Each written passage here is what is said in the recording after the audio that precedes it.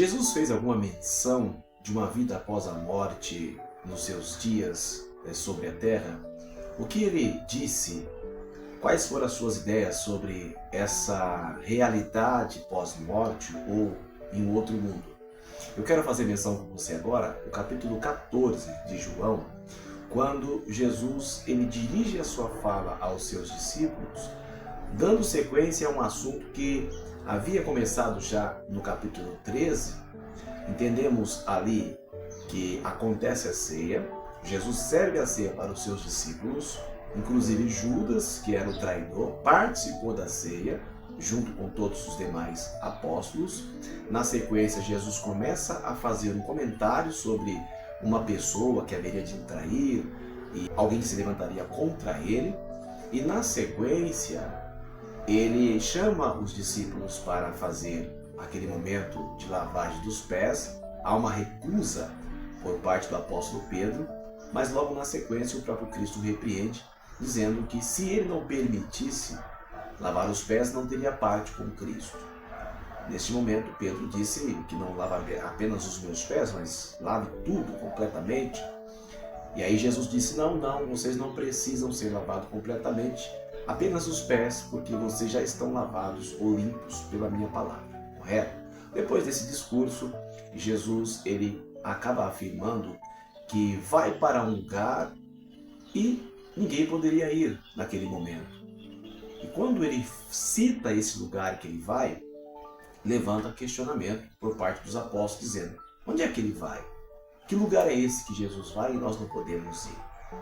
E aí Pedro disse assim, não, Senhor, eu vou contigo até a morte, eu dou a minha vida pela tua. E aí nesse contexto entra a fala de Jesus dizendo, você vai dar a sua vida por mim? Não, de jeito nenhum. Você vai me negar 3 vezes.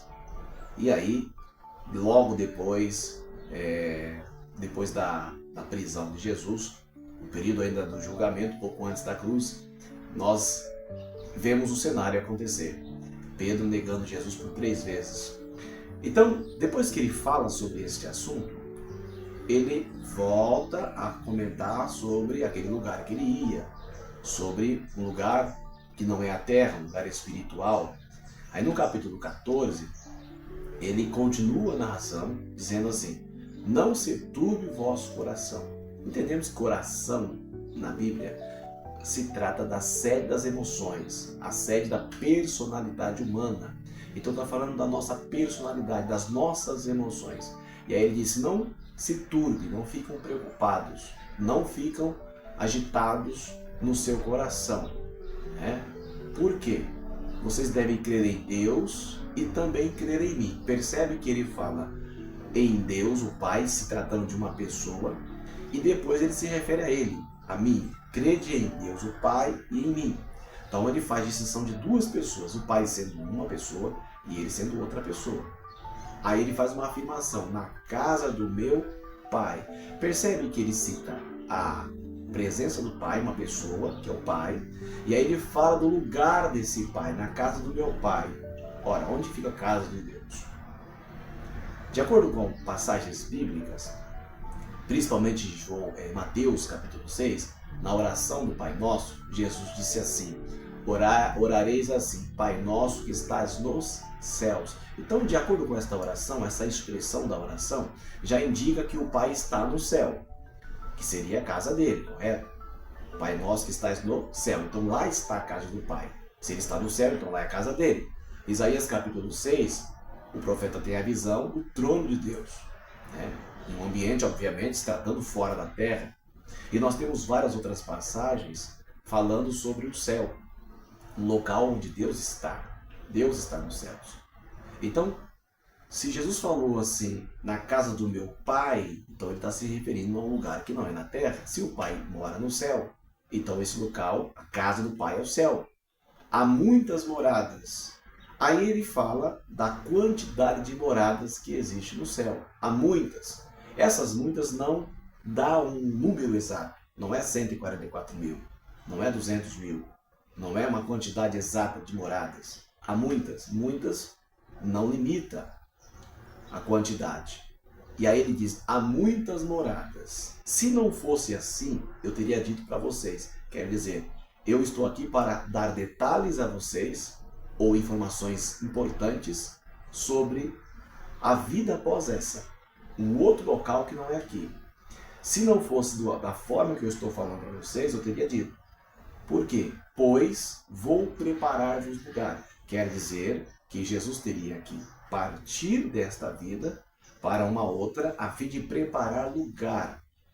Ele diz preparar lugar, quer dizer que não estava preparado. Não tinha um lugar preparado. Então eu vou preparar lugar para vocês. Ele estava se referindo ao quê? A maioria das Bíblias traz essa referência como uma primeira menção ao arrebatamento da igreja. Mas há outros comentários que apontam que esse local que ele iria seria a cruz, a morte dele. Quando ele voltaria da morte, ele teria consumado o propósito. Independente dessa interpretação, a ideia é, ele diz, eu vou preparar-vos lugar. Obviamente que a cruz foi um sacrifício consumado. Foi ali que ele preparou. Ele comprou a salvação para todos. Então ele diz, eu vou preparar-vos lugar. E quando eu for e vos preparar-vos lugar, e voltarei outra vez. Então ele está dizendo a ideia dele, olha, eu estou aqui falando com vocês, eu vou para um determinado lugar, só que eu prometo que eu volto com a solução. O que eu vou fazer lá? Eu vou preparar um lugar para vocês. Depois que eu preparar esse lugar, eu volto para vocês de novo. Qual que é a ideia? Para quê? Para que onde eu estiver, vocês também venham estar. Percebe essa ideia que ele está querendo dizer? Que ele quer que as pessoas que acreditam nele, no seu sacrifício, estejam no mesmo lugar que ele está. Bom, que lugar é esse que ele ia preparar? Primeiro ele cita a casa do Pai. Está claro que a casa do Pai é o céu. Aí ele diz que há muitas moradas e que ele ia preparar as moradas. E quando ele preparasse as moradas, ele viria e levaria as pessoas para si mesmo. Para quê? Para que onde ele estiver, nós também venhamos a estar. Bom, onde Cristo está hoje? Quando ele falou isso, ele estava na terra, que iria preparar lugar. Ele não tinha ido ainda à cruz. Depois ele foi para a cruz, morreu, ficou 3 dias morto, retornou dos mortos, a provas inconfundíveis da ressurreição, ficou mais 40 dias sobre a terra, e daí, Atos capítulo 1, versículo 8, se não me engano, ele sobe para o céu, e deixando a promessa que voltaria. Voltaria para fazer o quê? Para levar pessoas para estar onde ele está. E onde ele está hoje? Bom, se ele morreu, ele deveria estar sepultado em algum lugar. E lá em Jerusalém não consta o corpo. Está claro que ele ressuscitou. Existem várias provas de que ele foi para o céu. Ele não está mais entre nós. Cristo não está vivo entre nós. Ele está vivo onde? Com o Pai. Depois da ressurreição, lembra lá, capítulos 7, 8 ali de Atos, quando Estevão é apedrejado? Ele olha para o céu e vê quem? Jesus à direita do Pai.